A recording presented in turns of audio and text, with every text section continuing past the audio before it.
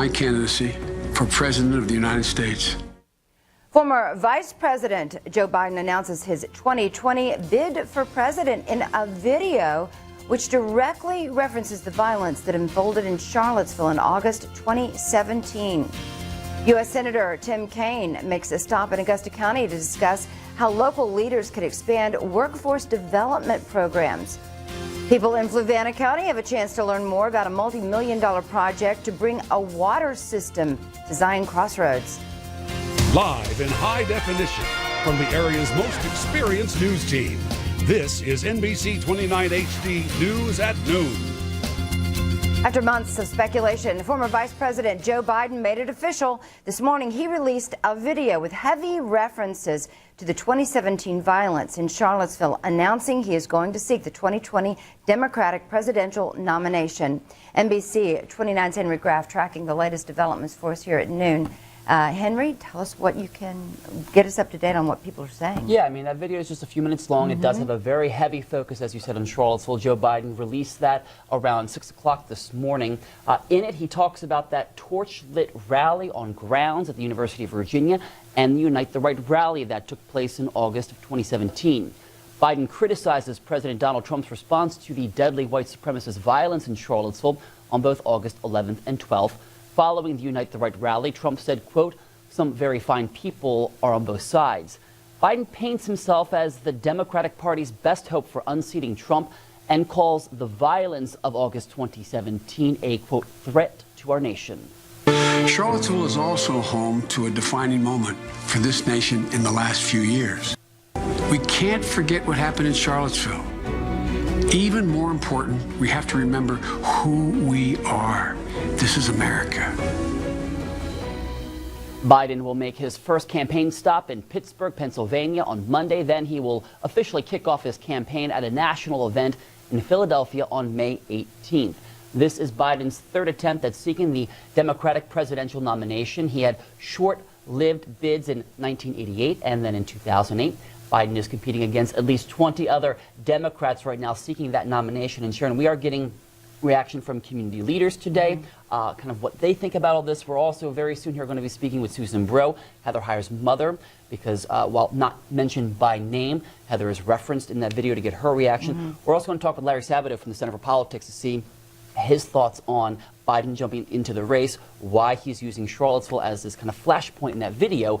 Really, I mean, dominating the first minute 30 of that video, just talking about Charlottesville. It's a pretty heavy reference, and you would think he might bring up other issues facing the country, issues people are talking about, like immigration and health care, but nope, Charlottesville gets the majority of the attention here, it seems as though. Rarely focused on Charlottesville and really what he talks about, the fabric of of us as a country, the moral fabric, if you will, and that's really what he's focusing on here in terms of kind of being that opposite to Donald Trump at this point in time. Certainly, it'll be interesting to hear what Sabato has to say, at least about why he would use this as a springboard to announce his presidency. All right, or his presidential bid, I should say. Thank you, Henry. All right, thanks. Well, 2 men are expected in Charlottesville Circuit Court this afternoon to appeal charges involving 2 Confederate statues downtown. Brian Lambert was convicted of cutting fencing around the Robert E. Lee statue in Market Street Park in November 2017. Christopher Wayne was found guilty of removing a tarp covering the Stonewall Jackson statue in Court Square Park in February 2018. Both men were assigned jail time for trespassing and destruction of property charges. Their bench trials are expected to get underway at 1 o'clock. U.S. Senator Tim Kaine is traveling through Virginia this week to talk about workforce development. This morning, he made a stop in the Shenandoah Valley to meet with area leaders. NBC 29's Lowell Rose was there. He joins us in our newsroom with this story. Hi, Lowell. Hey there, Sharon. Fishersville was just one of many stops across Virginia where Senator Kaine plans to stop, listen, hear concerns and feedback from people in educational and workforce background. Now, Kaine was surrounded by people from across the Shenandoah Valley to discuss the topic at hand. Now, the senator says everyone needs an education in the economy of today, but that education doesn't have to be the same. Now, some key topics that came up during the roundtable was the need for younger workers in the manufacturing industry and the struggle for students to pay for career training. So there's a number of obstacles, but we're trying to identify them and move them aside. But I think the biggest one is just changing our attitude about what it is to have post-high school education, and career and technical education should be put on the same plane as a college degree. Now, Kane says he's working to ensure the Higher Education Act better meets the needs of Virginia students. Now, the senator wants to expand Pell Grants to cover job training for people seeking high-demand career fields in the trade industry. Now, the senator says he's hopeful that this bill, which is called the Jobs Act, will pass because it has bipartisan support, and he says it also has support from the Trump administration. Now, he will continue on throughout southwestern Virginia to continue his tour of talking and hearing from people in the workforce industry. All right, Lowell Rose in our newsroom this afternoon. Lowell, thank you.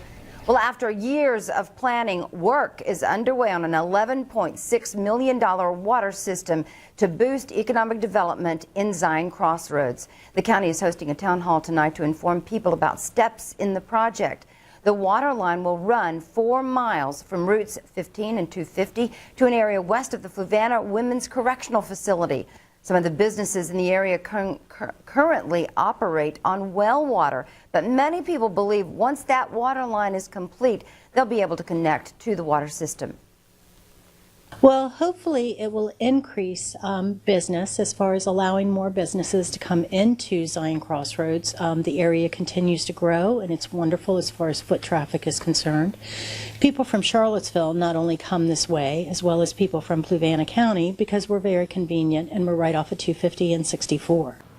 Fees and policies associated with the water system are still being researched, but the county says that information will be available later this year. Tonight's town hall will be held in Fork Union. It starts at 6:30. Time is running out for Virginians to pay their state income taxes. The deadline to file a Virginia tax return is Wednesday, May 1st. Taxpayers get an automatic 6-month extension if they miss the deadline, but the taxes still need to be paid by Wednesday to avoid penalties and interest. Virginians who file before July 1st will be eligible for a one-time tax refund. Individuals will get $110 while couples get $220. The state is expecting to start sending those checks out in late August or early September. Reagan National Airport will host a full-scale airport emergency drill this weekend. This exercise tests the airport's emergency response plan, its policies and procedures. Saturday's drill will simulate the crash of a plane on the airport runway.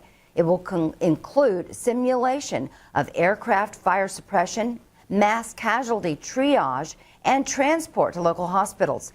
People near Reagan Airport could see smoke, fire, and a large number of emergency vehicles.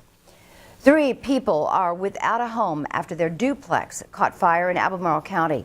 Crews were called to Solomon Road shortly after noon Wednesday. It took them only 6 minutes to arrive on scene, but the fire already damaged the first floor of the home. Firefighters say it is too damaged for anyone to live in. No one was home when the fire started and no one is hurt. The fire marshal is now working to determine the cause of the blaze. Total damages are estimated at about $40,000. The Charlottesville Fire Department is looking for volunteers to help install free smoke alarms all across the city. This is part of the Red Cross National Sound the Alarm campaign, which aims to install 100,000 smoke alarms throughout the country in 1 month. Saturday, May 11th, volunteers and fire personnel will meet at the Ridge Street Fire Station. They will travel to homes in several neighborhoods just to make sure people have working smoke alarms. Firefighters are hoping to install 300 to 400 smoke alarms. If you're interested in volunteering, we have information on our website at NBC29.com. A presentation in Shenandoah Valley is helping and hoping also to educate young people on the dangers of drugs. Tonight's event is going to be hosted by the Central Shenandoah Office on Youth and the GAP Coalition. Organizers say this event helps young people know the dangers of what's out there and helps them make good decisions. The drug awareness presentation begins at 6 o'clock at Lee High School in Stanton. The event is free and open to the public. People across Virginia can get rid of old or unnecessary medication and needles this Saturday during the annual Drug Take-Back Day. On previous take-back days, Centera, Martha Jefferson Hospital, and Albemarle County Police have collected more than 1,000 pounds of medication and needles. Centera also has permanent drop drug drop-off boxes like the one at its outpatient center. We have some information about Drug Take Back Day on our website, NBC29.com. The University of Virginia Medical Center is on a major hiring blitz. The hospital's largest expansion means it needs more people to care for patients. The 425,000 square foot, $450 million expansion includes a 6-story tower. The medical center says it is running a national marketing campaign to get people to apply. It is also focusing on hiring people from across the region. Hiring directors, a nationwide shortage of nurses say that a nationwide shortage of nurses is complicating that situation. If you are interested in a position at UVA Medical Center, we have a link with this story at NBC29.com. Groups in Charlottesville put their brains together in a trivia competition to support literacy within the community. The literacy volunteers hosted the annual wordplay fundraiser at the Paramount Theater last night. More than 40 teams competed, raising money for books and other resources to help adults in the Charlottesville area learn English. NBC 29 is a proud sponsor of Wordplay. Steve Rappaport and I got to join in the fun, and we both emceed the event, and boy, what a great evening it was. A lot of folks showed out, raised a lot of money for a very good cause. Well, the countdown is on for fans of Marvel's Avengers series in just hours. Hundreds of moviegoers will pack theaters all across Central Virginia to find out the fate of their favorite superheroes. And while some showers are possible today, there's a much greater risk tomorrow. I'll show you when you'll really want your umbrella up.